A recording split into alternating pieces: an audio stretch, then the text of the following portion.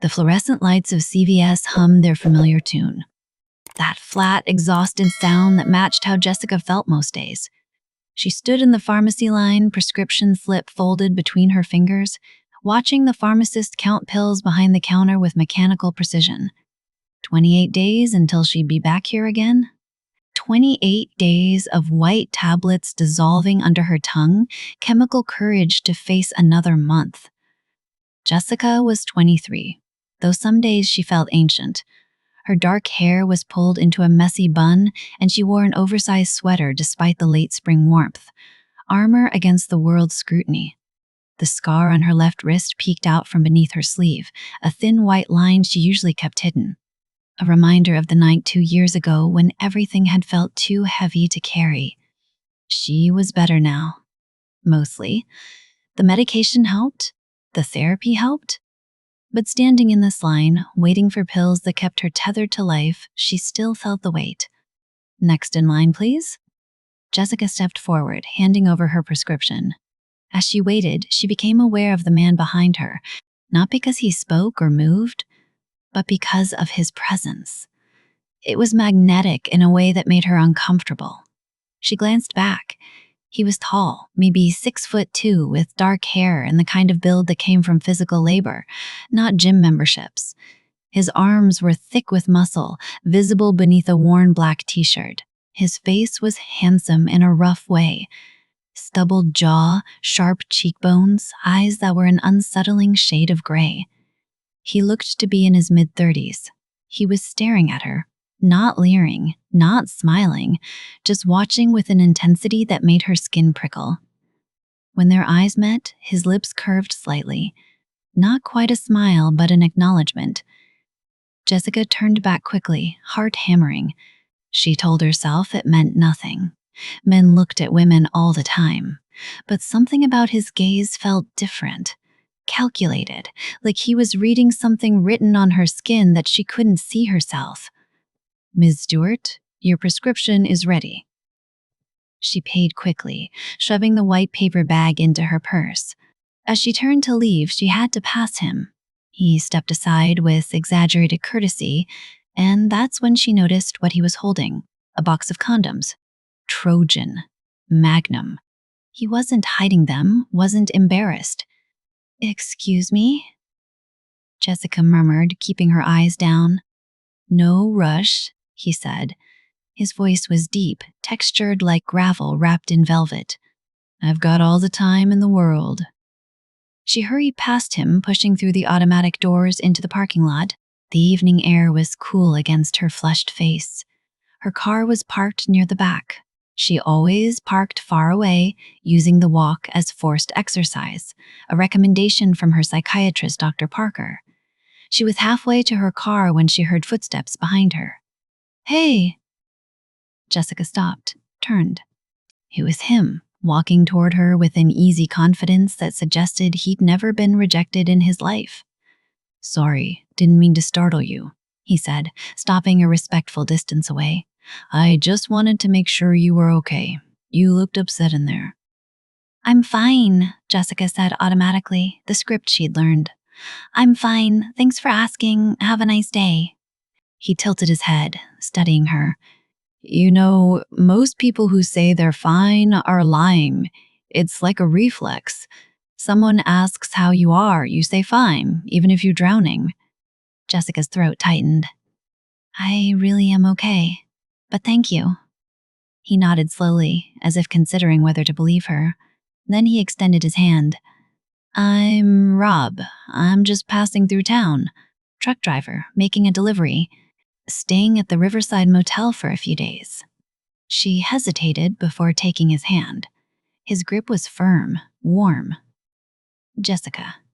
"Jessica," he repeated, like he was tasting her name. "That's pretty.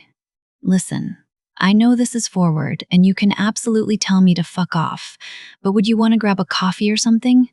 I don't know anyone here, and eating alone at truck stops gets old." Every alarm bell in Jessica's head started ringing. Strange man. Parking lot. Motel. This was the beginning of a true crime podcast. But there was something in his eyes. Not danger exactly, but understanding. Like he saw past the oversized sweater and the rehearsed smile to the broken parts she worked so hard to hide. "I don't think that's a good idea," she said softly. "Fair enough." He stepped back, hands raised in surrender. "Can't blame a guy for trying. If you change your mind, I'm at the riverside." Room 117. He started to walk away, then turned back. "Hey, Jessica, for what it's worth, whatever you're going through, whatever weight you're carrying, you're doing a hell of a job. I can tell." He walked to a huge semi-truck parked at the edge of the lot, climbed into the cab, and drove away. Jessica stood there for a long moment, her prescription bag clutched against her chest, wondering why a stranger's words had just made her want to cry. Jessica didn't go home right away. Instead, she drove to the river overlook, a spot she came to when her thoughts got too loud. She parked and sat on the hood of her car, watching the water move in the fading light. Whatever weight you're carrying, you're doing a hell of a job. How had he known? She'd perfected her mask over 2 years of therapy. She smiled at coworkers, made small talk at the grocery store, posted cheerful photos on Instagram with captions about gratitude and growth. Nobody knew that most days she still had to talk herself out of bed. That some mornings she stared at her pill bottles and wondered what would happen if she just didn't take them. Her phone buzzed. A text from her friend Mia. "Girls' night Friday? Wine and bad movies?" Jessica typed back, "Maybe. I'll let you know." She wouldn't go. She'd come up with an excuse like she always did. The truth was that being around people exhausted her, even people she loved. It took so much energy to pretend, to laugh at the right moments, to act like life was something she enjoyed rather than endured. Her phone buzzed again. Unknown number. "Hey Jessica, it's Rob from CBS. I know this is weird. I asked the pharmacist's assistant for your number, told her we were old friends and I'd lost her contact. Sorry for the white lie. I'm at this Italian place called Simeon's and the portions are huge. Too much food for one person. Thought you might want to join me. No pressure? Just food and conversation? I promise I'm not a serial killer. Well, I promise I'm probably not a serial killer." Jessica stared at the message. This should have creeped her out, tracking down her number, texting out of nowhere. But instead, she felt something she hadn't felt in months, curiosity. "How do I know you're not a serial killer?" His response came immediately. "Serial killers don't usually announce that they might be serial killers. It ruins the surprise." Despite everything, Jessica smiled. Before she could overthink it, she typed, "What's the address?" Simone's was a small family-owned restaurant on the edge of downtown. Jessica found Rob sitting in a corner booth, and when he saw her, his face lit up with genuine pleasure. "You came," he said, standing. "I wasn't sure you would." "I wasn't sure I would either," Jessica admitted, sliding into the booth across from him. Up close, in better lighting, she could see more details. The small scar through his left eyebrow, the slight crook in his nose, like it had been broken and healed wrong. The way his gray eyes seemed to catalog every micro-expression on her face. They ordered eggplant parmesan for her, lasagna for him, and fell into surprisingly easy conversation. Rob was a long-haul truck driver, 35 years old, originally from Montana.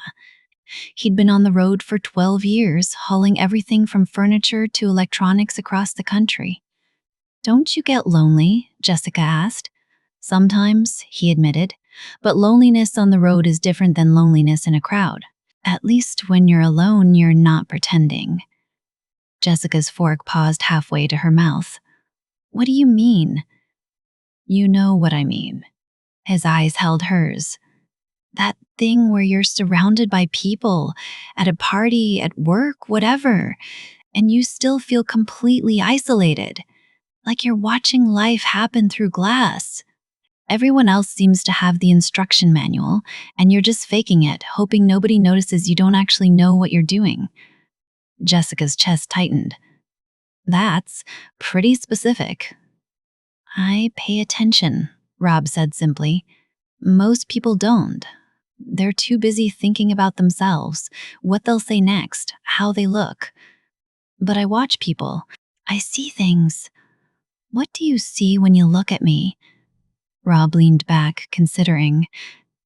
I see someone who's fighting a war nobody else can see, someone who survived something that should have broken her, someone who's exhausted from holding herself together but does it anyway, every single day, because she's stronger than she gives herself credit for. Jessica's eyes stung. She looked down at her plate, blinking rapidly. You don't know me. Maybe not, but I recognize you because I've known a lot of people like you. Hell, I've been you. Have you? She looked up. Have you ever felt so tired of feeling that you just wanted it to stop, that you'd do anything, to make the noise in your head go quiet? Rob's expression shifted, softened. Yeah, I have. They sat in silence for a moment, the restaurant noise fading into background static. So what changed? Jessica asked quietly. How did you get through it? I stopped fighting what I was, Rob said. Stopped trying to be normal or okay or whatever everyone expected. I accepted that I'm dark, that I want things other people don't understand, that I'm wired differently. Once I stopped pretending, it got easier. What kind of things? His smile was slow, dangerous. Things I probably shouldn't tell you about over Italian food. Jessica's pulse quickened. She should have felt afraid, should have made an excuse and left.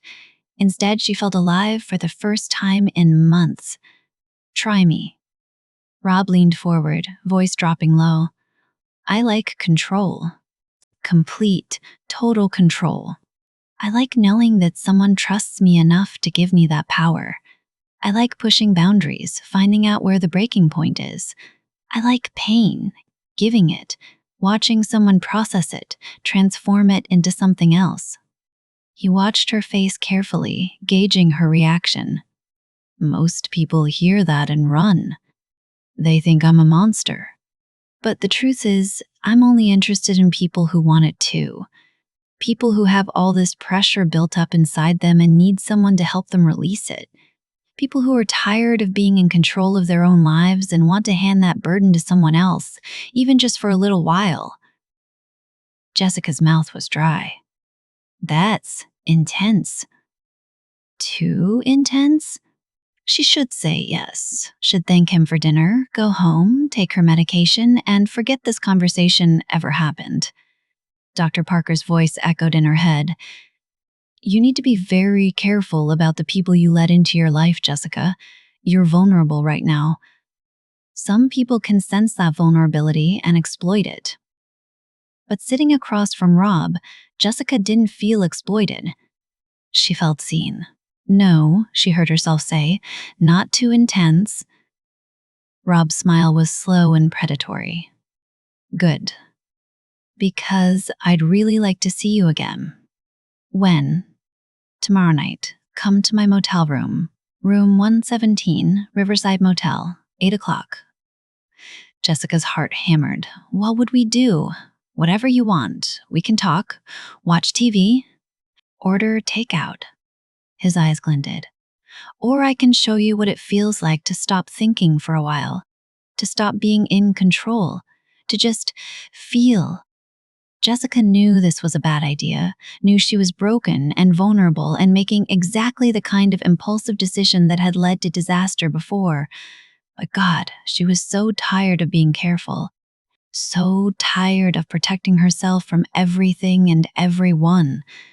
Okay, she whispered. Tomorrow night. Jessica spent the next day in a state of anxious anticipation. She called in sick to her data entry job, something she never did, and spent hours trying to decide what to wear. She finally settled on a simple black dress that hit mid-thigh, paired with boots. Not too eager, not too casual. At 7:45 p.m., she was sitting in her car in the Riverside Motel parking lot, giving herself a pep talk. You can still leave. You can drive home, order Thai food, watch Netflix, take your meds, and pretend this never happened. You don't have to do this. But she wanted to. For the first time in years, she wanted something. She knocked on room 117 at exactly 8 o'clock. Rob opened the door in jeans and a black t-shirt, barefoot. You came. You sound surprised. I'm impressed. Takes guts to show up. He stepped aside. Come in. The room was standard motel fare, queen bed with a floral comforter, generic landscape painting, TV on a scratch dresser, but Rob had made small additions. Candles on the nightstand, a bottle of wine breathing on the table, soft music playing from his phone. I wasn't sure if you'd want wine, he said, but I figured it couldn't hurt. Wine sounds good. He poured them each a glass, and they sat on the edge of the bed, a careful distance apart. Jessica sipped her wine. Something red and expensive, and felt her nerves begin to settle.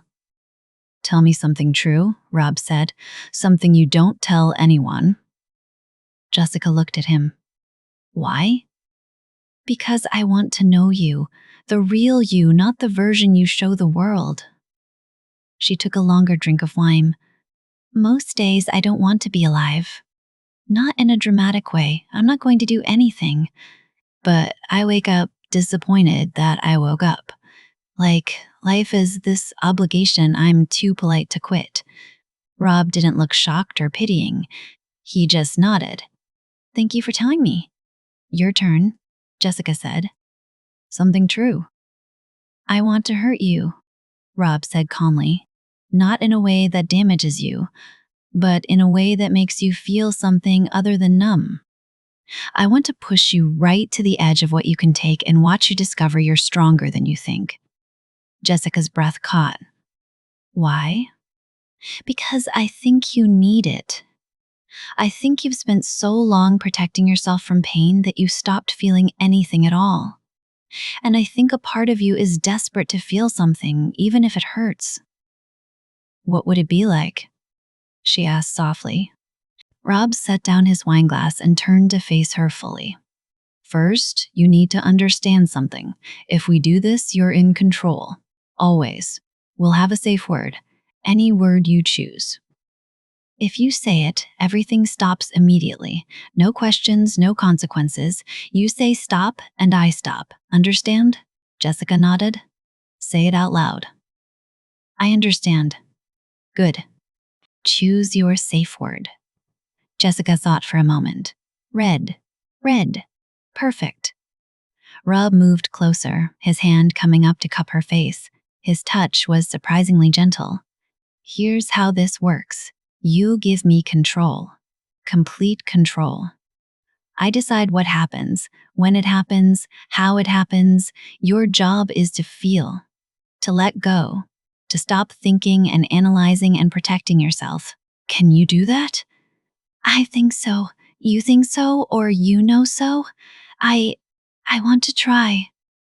Rob's thumb brushed her lower lip. That's good enough for now. He kissed her then, slow and deliberate, nothing rushed. His lips were firm against hers, his tongue tracing the seam of her mouth until she opened for him. The kiss deepened, and Jessica felt something inside her unfurl, some tightly wound spring finally releasing. When he pulled back, his eyes were dark. Take off your dress. Jessica's hands shook as she reached for the zipper. She stood, let the dress pool at her feet. She was wearing simple black underwear, nothing fancy. Rob's gaze traveled over her body with an intensity that made her feel exposed and powerful at the same time. His eyes caught on her left wrist. The scar. Rob took her hand gently, turning her wrist to the light. He traced the thin white line with his thumb, and then, while maintaining eye contact, he pressed his lips to it. A kiss so tender it made Jessica's eyes water. This, he said softly, is beautiful. This is you fighting to stay alive. This is strength. No one had ever reacted to her scar that way. Most people looked away, uncomfortable. Her mother had cried. Her friends pretended not to notice.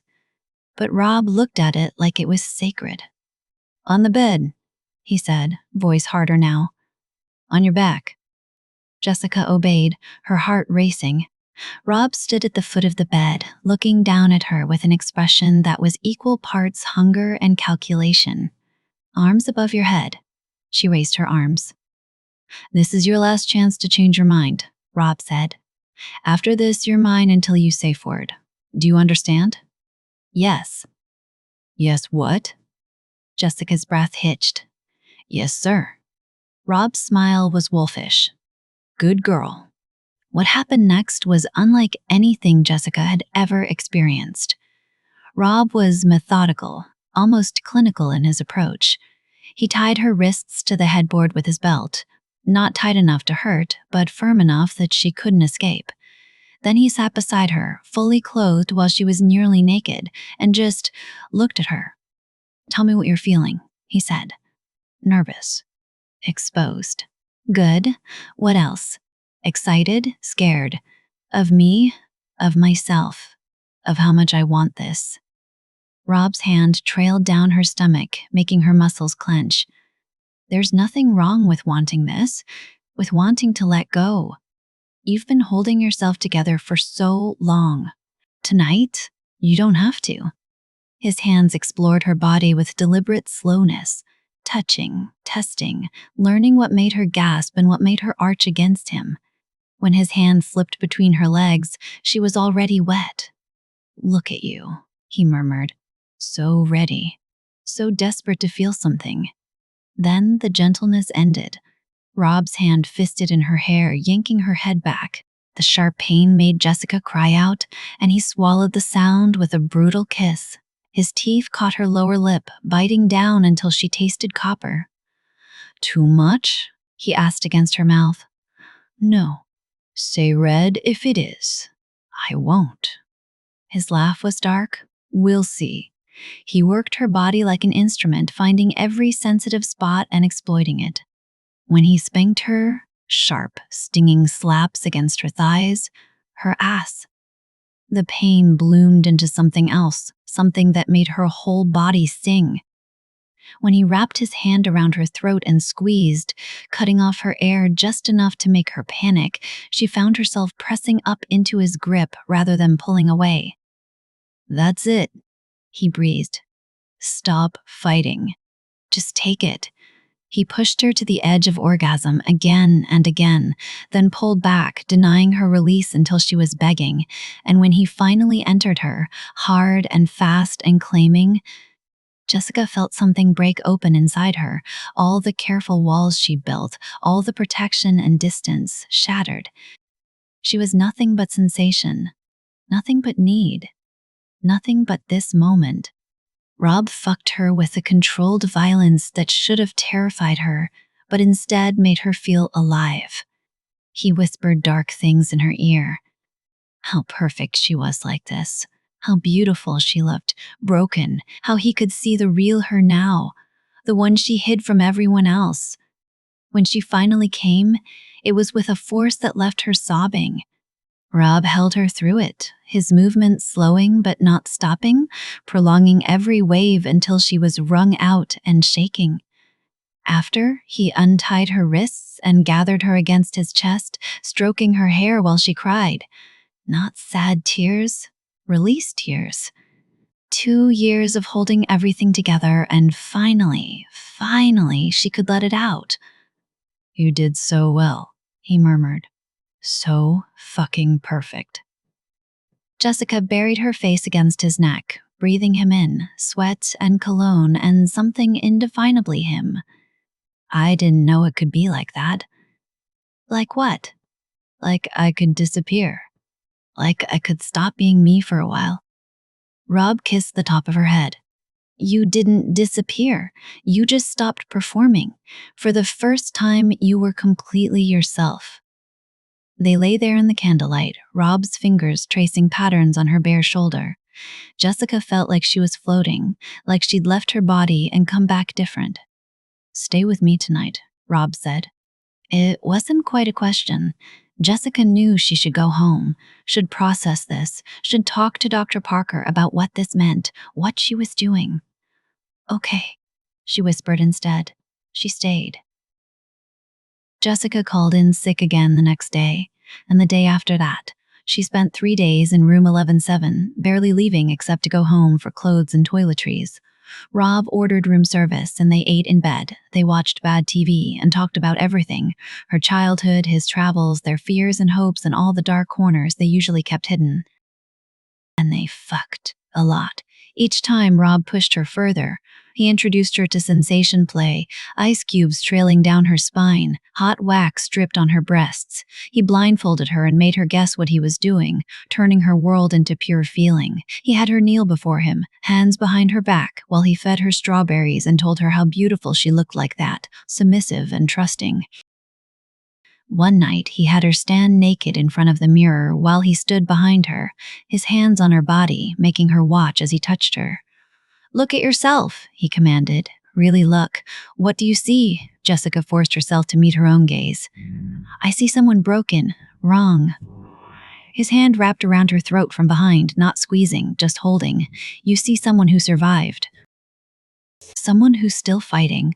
Someone who's brave enough to be vulnerable with a stranger." His other hand moved lower, between her legs, and Jessica watched her own face flush with pleasure. "You're not broken," Rob said, his voice low in her ear. "You're healing, and healing is messy and painful and beautiful, just like you." In those 3 days, Jessica fell completely, utterly in love. She knew it was too fast, knew it was probably just the intensity of the experience, the chemical rush of new relationship energy and incredible sex. But she couldn't help it. Rob made her feel seen in a way no one else ever had. He didn't flinch from her darkness. He embraced it. He didn't try to fix her. He accepted her exactly as she was. On the third night, as they lay tangled together in the small motel bed, Jessica said, "I don't want this to end." Rob was quiet for a long moment. "It has to. I leave in a few days. I have another delivery in Nevada. I could come with you." "Jessica, I know it's crazy. I know we just met, but I've never felt like this before, like I can finally breathe." Rob rolled to face her, his expression unreadable. "You barely know me. I know you see me, really see me. Isn't that enough?" He cupped her face, kissed her forehead. "Get some sleep. We'll talk about it tomorrow." But they didn't talk about it tomorrow, or the next day. Rob seemed distracted, distant. When Jessica tried to bring it up, he changed the subject. It started with small things. Rob stopped initiating sex. When Jessica reached for him, he'd claim he was tired from his delivery schedule. He spent more time on his phone, scrolling through messages he didn't explain. When she asked who he was texting, he said, "Just work stuff." The warm affection that had characterized their first few days together evaporated. Rob's touches became perfunctory. His kisses were brief and distracted, and the worst part, the absolute worst, was that he stopped really looking at her. Those gray eyes that had once cataloged every micro-expression now slid past her, indifferent. Jessica felt herself spiraling. Her chest felt tight constantly. She couldn't eat. She lay awake in her own bed at night, staring at the ceiling, wondering what she'd done wrong. Had she been too clingy, too needy? Had she revealed too much, scared him away with her damage? She texted him, "Is everything okay?" No response for 6 hours. Then, "Yeah, fine, just busy." She tried calling. He didn't answer. She told herself to give him space, but her brain wouldn't cooperate. Every worst-case scenario played on repeat. He'd found someone else. He'd realized she was too broken. He'd just been using her for sex, and now he was bored. He'd seen the real her and been repulsed. Dr. Parker's words echoed. "You tend to attach very quickly, Jessica. It's a trauma response. You're seeking external validation because you struggle to validate yourself." But this felt different. Rob had understood her. He'd accepted her, hadn't he? After a week of barely any communication, Jessica couldn't take it anymore. She drove to the Riverside Motel at 10 p.m., her hands shaking on the steering wheel. She knocked on room 117. Rob opened the door, looking annoyed. "Jessica, What are you doing here? We need to talk, he sighed, stepping aside to let her in. The room looked different, sterile, impersonal. The candles were gone. His bag was half packed. What's going on? Jessica asked, hating how small her voice sounded. Why have you been avoiding me? I haven't been avoiding you. I've been busy. Bullshit. You've completely shut me out. Did I do something wrong? Rob rubbed his face tiredly. Jessica, I think you're reading too much into this. We had fun, but it was just a few days. I never promised you anything. You're acting crazy. Crazy. Jessica's voice rose. You made me feel like I mattered to you. You pushed me to be vulnerable with you, and now you're acting like it meant nothing. It didn't mean nothing, but it also wasn't some grand love affair. We fucked. It was good. Now I'm leaving town. That's how this works. Jessica's eyes. You're lying. I know you felt something. I could see it. You saw what you wanted to see, Rob said, his voice cold in a way she'd never heard before. Look, I'm sorry if you got the wrong idea, but that's on you. I never said I loved you. I never said I'd stay, but you made me think. I didn't make you do anything. You're a grown woman. You made your own choices. Jessica felt like she was drowning. This couldn't be happening. This couldn't be the same man who'd held her while she cried, who'd kissed her scar and called it beautiful, who'd seen every dark corner of her soul and claimed to accept it. Please, she whispered. Please don't do this. I need you. Rob's expression hardened. That's the problem, Jessica. You need therapy, not me. Is whatever you think this is, it's not healthy. You're latching onto me because you're desperate for someone to fix you. But I can't fix you. Nobody can. The words were like knives, each one finding its mark. Jessica wrapped her arms around herself, trying to hold the pieces together. I'm sorry, she said, though she wasn't sure what she was apologizing for. I'm sorry for being like this, for needing too much, for being a... Just stop. Rob moved to the door, opened it. I think you should go. Rob, please. Jessica, go home. Take your meds, talk to your therapist, and forget about me. I'm leaving town tomorrow, and you're never going to see me again. That's probably for the best. She wanted to argue, to fight, to make him see how wrong he was, but the look in his eyes, cold, dismissive, done, told her it would be useless. Jessica walked out of room 11 on shaking legs. She made it to her car before the sobs started. She sat in the parking lot for an hour, crying so hard she thought she might vomit, before finally driving home in a blur of tears and streetlights. The next 2 weeks were the darkest Jessica had experienced since her suicide attempt. She stopped going to work, stopped showering, stopped eating anything more than whatever she could have delivered. She lay in bed, staring at her phone, drafting and deleting messages to Rob. I'm sorry. Please talk to me. I miss you. Did I really mean nothing to you? She sent dozens of texts, called his number over and over until it went straight to voicemail. She knew she was being pathetic, knew this was exactly the kind of behavior Dr. Parker had warned her about. But she couldn't stop, because Rob had been right about one thing: she had needed him. For those few days in room 11 she'd felt normal, whole. And now that feeling was gone, and she was back to being the Jessica who woke up disappointed to be alive.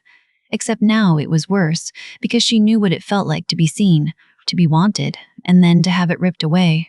She stopped taking her medication. Not consciously at first, she just kept forgetting. And when she remembered, she'd look at the pills and think, what's the point? They clearly weren't working if she could still be hurt this badly. Her mom called. Mia called. She ignored everyone. One night, around 2 a.m., Jessica found herself staring at her wrist, the scar Rob had kissed and called beautiful. She wondered if he'd lied about that too. If he'd just been saying whatever would get her into bed, whatever would make her feel special enough to submit to him completely. She reached for a razor, then stopped herself. Not because she didn't want to. God, she wanted the pain, wanted the release, but because some small part of her was still fighting. You're stronger than you think, Rob had said. But what if he was wrong? What if she wasn't strong at all, just stubborn, too cowardly to end it properly? She called the suicide hotline instead. Talked to a kind woman named Lucy for 2 hours about pain and loneliness and how sometimes living felt like too much work. Lucy didn't judge, didn't tell her it would get better. Just listened. You're still here, Lucy said before they hung up. That means something, maybe, but it didn't feel like much. 2 weeks to the day after Rob had kicked her out of his motel room, Jessica was attempting to cook dinner. It was a small victory. She'd showered, put on real clothes, and decided to try eating something that wasn't delivered in a plastic container. Dr. Parker would be proud. She'd called her therapist that morning, scheduled an emergency session for later in the week. She'd texted her mom that she was okay, just fighting a bad flu. She'd even taken her medication, swallowing the pills with a grim determination. "I'm stronger than I think," she told herself. Even if Rob had been lying about everything else, maybe that part was true. She was chopping vegetables for stir-fry, half listening to a podcast, when someone knocked on her door. Jessica frowned. She wasn't expecting anyone. For a wild moment, she thought it might be Mia, worried enough to do a wellness check. She wiped her hands on a dish towel and went to the door, checking the peephole. Her breath stopped. Rob stood on her doorstep, backlit by the porch light. He was holding a single red rose, a bottle of wine, and a box of dark chocolate truffles. The expensive kind from that boutique downtown that she'd mentioned loving during one of their late-night conversations in room 11-7. He was smiling. That same easy, charming smile from the CVS parking lot, like the last 2 weeks hadn't happened, like he hadn't eviscerated her in a motel room and left her bleeding emotionally on the floor. Jessica's hands trembled as she unlocked the door and pulled it open. "Hey, beautiful," Rob said, as casually as if he'd just seen her yesterday. "Miss me?" "What are you doing here?" Her voice came out steadier than she felt. Rob's smile faltered slightly. "I wanted to see you. Can I come in?" Jessica stared at him, at the rose, the wine, the chocolate, peace offerings. Apologies disguised as gifts. She thought about slamming the door in his face. Thought about demanding an explanation for the 2 weeks of silence and agony. But more than anything, more than her pride or her anger or her self-preservation instinct, she thought about how empty the past 2 weeks had been, how much she'd missed him, how desperately she wanted to believe that his return meant something. Rob waited on her doorstep, his gray eyes watching her face with that familiar intensity, reading her, calculating, knowing exactly what war was happening inside her head, and hating herself for it, hating her weakness, her need, her inability to just be okay alone. Jessica stepped aside and gestured for him to come in. Rob's smile widened as he crossed the threshold, bringing with him the scent of cologne and something darker, something that smelled like danger and desire and all the things Jessica knew she should run from. "Thank you," he said softly, closing the door behind him. Jessica stood in her small hallway, arms wrapped around herself, looking at the man who'd shattered her and somehow still held all the pieces. "We need to talk," she said. Rob set down the wine, the chocolate, the rose on her entry table. Then he turned to face her fully, his expression unreadable. "Yeah," he agreed. "We do." The evening stretched ahead of them, full of words unsaid and questions unanswered. And Jessica couldn't shake the feeling that whatever happened next, whatever Rob was about to say, whatever excuse or explanation he offered, would determine everything.